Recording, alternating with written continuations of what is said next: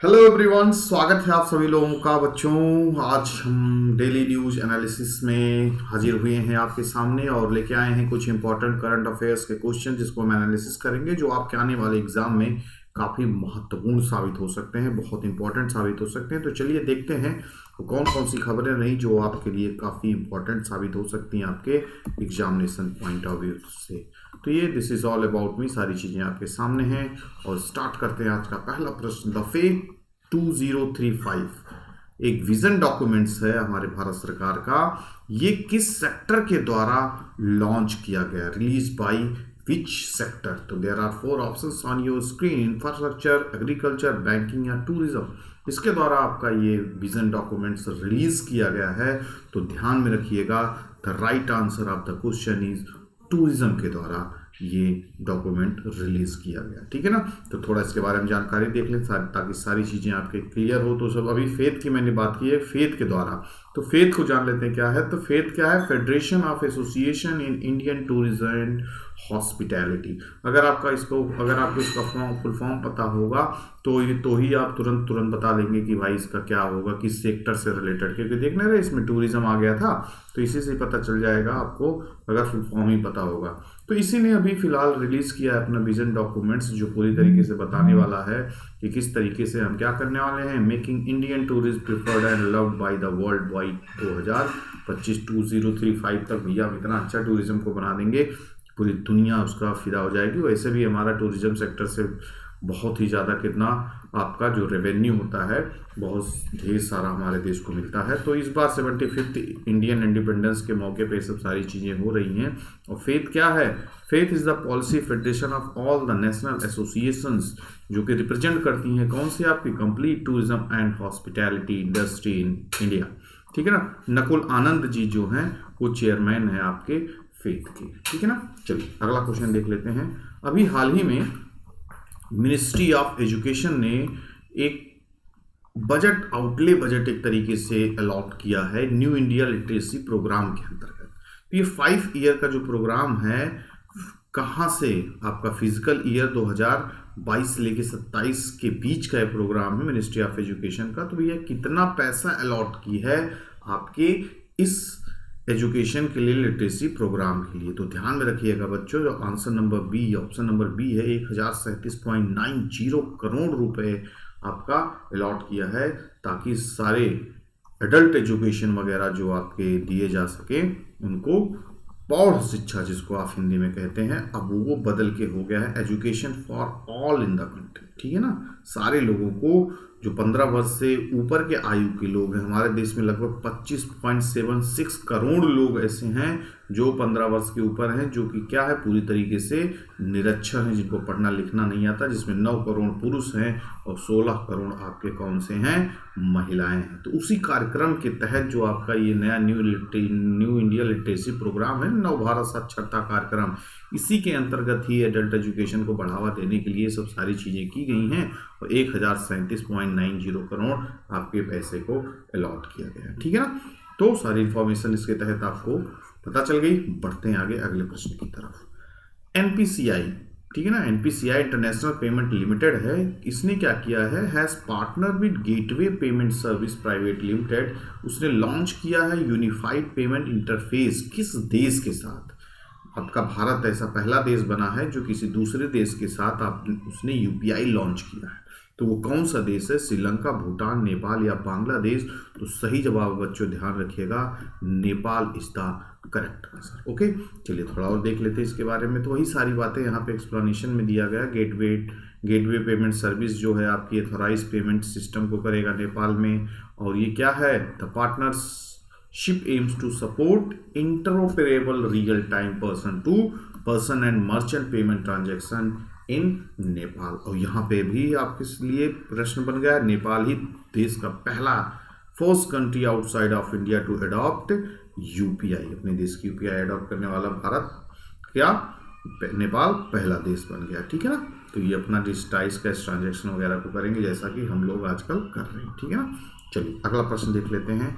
कोप south 22, ठीक है ना, कोप साउथ 22 मतलब 22 is a joint airlift exercise between which country? किन देशों के बीच कोप साउथ 22 जो है आपका एक्सरसाइज हुआ है?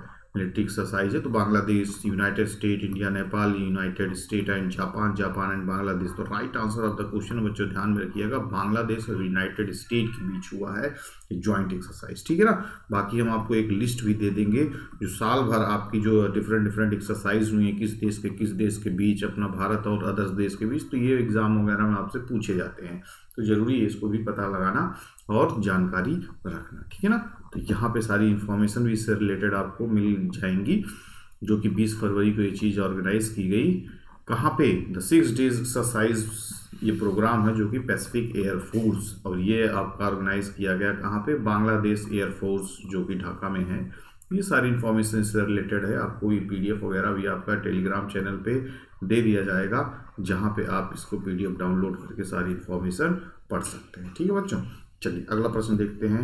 Which team has won the senior national volleyball championship 2021-22 in men's category, यानी पुरुष वर्ग में इस बार का सीनियर नेशनल वॉलीबॉल चैंपियनशिप हुआ 21-22 का, किसने जीता? तो 4 ऑप्शंस आपके सामने, Indian army, Indian railway, Kerala या हरियाणा। तो बच्चों ध्यान में रखिएगा, Haryana is the 100% right answer, ठीक है ना। पुरुषों की कैटेगरी में, और महिलाओं की कैटेगरी में अगर आपसे पूछ लेगा तो आप बताइएगा Kerala is the right answer, ठीक है ना। कहाँ पे आयोजित हुआ? Biju Patnaik indoor stadium, KIIT deemed Bengaluru, मतलब भुवनेश्वर में, ठीक है ना। 7 फरवरी से लेके 13 फरवरी के बीच में, ठीक है ना। This is all about the full information. तो मेंस का याद रखिएगा हरियाणा, केरला आपका महिलाओं कैटेगरी में, ये इंपॉर्टेंट है। अगला प्रश्न है, वर्ल्ड सस्टेनेबल डेवलपमेंट समिट अभी हाल ही में आयोजित हुआ, ठीक है ना। तो ये किस ऑर्गेनाइजेशन के द्वारा इसको आयोजित किया गया था? World sustainable development summit is annual flagship event of which organization? There are 4 organizations on your screen and the right answer of the question is the Energy and Resource Institute के द्वारा इसको ऑर्गेनाइज किया गया है। ध्यान में रखिएगा ताकि एग्जाम में आए तो बिल्कुल सही जवाब आप बता दें। यहाँ पे उसकी सारी जानकारी है। वर्ल्ड सस्टेनेबल डेवलपमेंट समिट जो कि ऑर्गेनाइज किया गया, एनर्जी एंड रिसोर्स इंस्टीट्यूट मतलब तेरी का फुल फॉर्म है।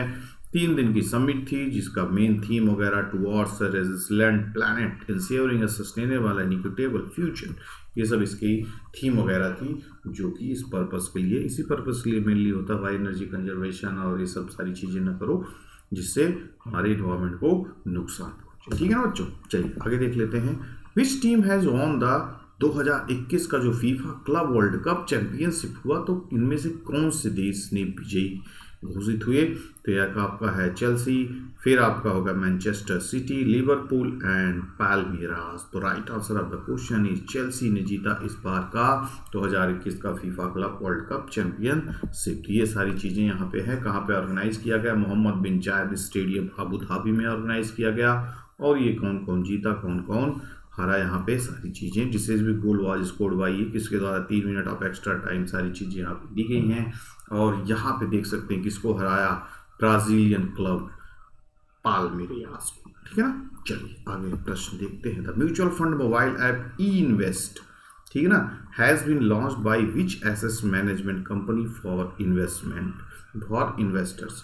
तो ये जो ई इन्वेस्ट कंपनी है आपकी, मोबाइल ऐप है म्यूचुअल फंड, तो उसने लॉन्च किया है एसेट मैनेजमेंट कंपनी अपने इन्वेस्टर्स के लिए। तो सही जवाब इसका हो जाएगा एडविस एसेट्स मैनेजमेंट, ठीक है ना। क्या है? Edelweiss assets management. तो right answer of the question is C, okay. तो यहाँ पे सारी जानकारी है आपकी। तो Edelweiss assets management has launched a mutual fund mobile app, क्या नाम है उसका? ई इन्वेस्ट, ठीक है ना। इसमें आपको सारी जानकारी मिलेंगी, कैसे क्या करना है, कैसे म्यूचुअल इन्वेस्टमेंट करना है, सारी चीज़ें, तेज़ी से गतिविधियाँ बढ़ जाएंगी, आसान हो जाएगा। तो आपके लिए एक अच्छा प्लेटफॉर्म है जो म्यूचुअल फंड वगैरह में इन्वेस्ट करते हैं। This is the last question of the day. साहित्य अकादमी अवार्ड विनिंग पोएट थे आपके, जिनका नाम था चन्नवीरा कन्वी। अभी हाल ही में इनका देहांत हो गया बच्चों। तो ये किस मतलब क्षेत्र के प्रोमिनेंट राइटर थे, किस लैंग्वेज के प्रोमिनेंट राइटर थे, यही आपसे पूछा जा रहा है। मलयालम, मराठी, बंगाली या कन्नड़ा। तो ध्यान में रखिएगा, अगर आपके एग्जाम में पूछ ले किससे थे, तो ये थे आपके कौन से? कन्नड़ के थे, ठीक है ना। कन्नड़ लैंग्वेज के सबसे बड़े पोएटों में से एक थे। इनको साहित्य अकादमी अवार्ड मिला था आपका 1981 में जीवा धावनी के लिए, ठीक है ना। तो this is all about the today session. तो आशा करता हूँ कि आपको करंट अफेयर का सेशन अच्छा लगा होगा। इसी तरीके से आपसे day to day question answer के फॉर्म में क्वेश्चन प्लस उसका एक्सप्लेनेशन ले आएंगे, ताकि अच्छी तरीके से आपके दिमाग में आपके इस प्रश्न का उत्तर बच जाए। तो इसको आप अच्छे तरीके से तैयार कीजिएगा, PDF वगैरह आपको भेज दिया जाएगा आपके चैनल पे, और आपको सारी इन्फॉर्मेशन एक प्लेटफॉर्म पे मिलती रहेगी। ओके बच्चों, thank you to all of you, good luck.